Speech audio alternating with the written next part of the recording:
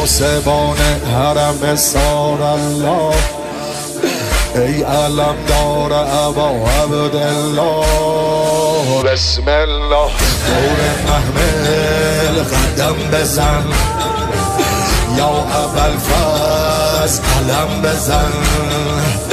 روشنای شب تارم قمر بنین، به تو گرمه دل زینب پسر بنین. ابر و باد و مه و خورشید دور قافله میگردن. ابر و باد و مه و خورشید دور قافله میگردن.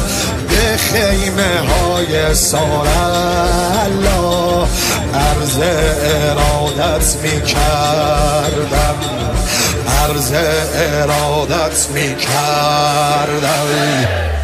یا عبدالله یا حسین حسین یا عبدالله یا حسین حسین یا عبدالله یا حسین حسین یا عبدالله یا حسین حسین. دومین پیامبر آل الله، ای مؤذن ابا عبدالله. بسم الله شبه حیدر از آن بگو، علی اکبر از آن بگو.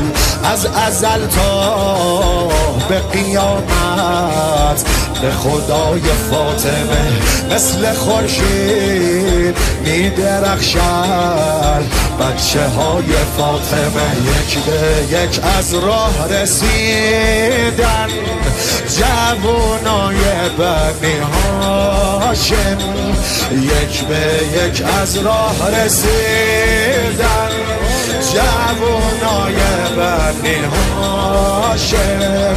با پرچم حسن اومد حضرت شهزاده قاسم.